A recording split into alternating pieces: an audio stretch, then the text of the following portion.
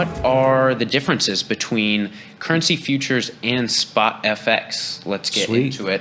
What we're actually trading here is the same market, right? In the case of spot FX, you have access through, pretty much every RFED regulated forex dealer here in the U.S. You have access to more currency pairs and iterations, crosses, non-dollar. But currency futures will give you a lot of the majors, U.S. dollar pairs. But they're just different vehicles, different kind of packaging. Whereas the CME standardizes these contracts. And like other futures have expiration dates. You can trade the curve. Yes, there's a carry cost to futures that is both leverage and the cost of borrowing, and so there is a slight difference in the price. Like if you look at the euro right now, it's at 1174, and the futures are at 1179, and that's a cost to carry that's baked into the futures because Did I steal your slides? That's okay. I'm really sorry. Go to the next slide. Oh. I'm really sorry. I didn't get a chance to read the slides. Why are the prices different, Nick? There you go. I don't know. Can you explain? No, you nailed it with just the different time horizons. Yeah. So you're baking into those futures, you're baking in forward points. It all rests on the different interest rate differential, but those are treated differently to the retail customer. So for futures, that's baked into the price. If you have, right now you have euro dollar, for example, you have U.S. rates higher than European rates, and so the forward points there will actually bolster the price because making it more expensive to get into the futures because you have those forward points favoring the U.S. dollar. Whereas in spot markets, that is daily if you hold positions overnight. So if you're scalping these intraday, there's no real adjustment there, but you're seeing this 2-year FX account. You're seeing an adjustment every day, a daily FX financing adjustment that accounts for those interest rate differentials, which gives you the opportunity to take that as a credit or be debited to hold that position overnight because these are just rolling contracts, whereas the futures are settled monthly, and so you could be at different places in that month. If you're just buying and selling, going directional, it's not something you have to worry about or be cognizant of. But when you're talking about your trading account management in the spot market, you'll have that affect your available balance directly. And I think it's a good thing to understand the curve and just the values, the things that are baked into the prices. I had an email this morning from somebody looking at natty gas futures, and the same sort of thing applies there too, is that there are carry costs. I mean, there's also, seasonality and production that's baked into those commodities. And so there's an even different aspect there, but it's important to understand that, futures, unlike stocks are very easy to understand. The price is the price right now, and there is no, the speculation is your opinion on where the stock goes. With futures, there are, you trade on a curve, and so it's just important to understand that what goes into it. And the price movement is absolutely a function of those expectations. Sure. But the price itself here is either directly affects your account or directly affects the price of the asset. Moving on to trading costs here.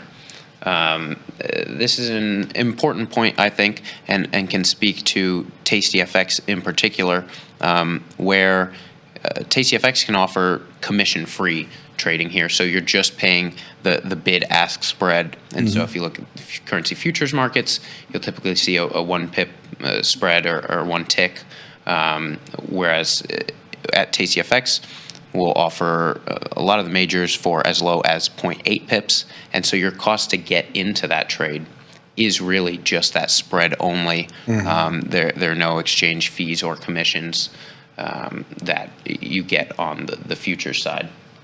And then trading hours, slight difference here. Again, these are very similar product offerings, but the trading hours you see in futures, you have that daily gap, whereas in spot FX, There is no gap. That is a roll period. So you'll see with those financing adjustments coming at the same time, you'll see wider spreads there.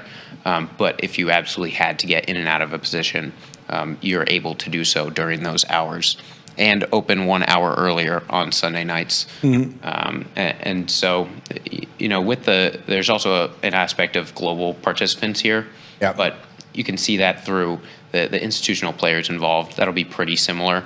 I don't know if there's a way to get those numbers to say like, tastyfx is able to have tighter spreads on Sunday night because of whatever hedging arrangements they have versus the futures products. So that might be marginal.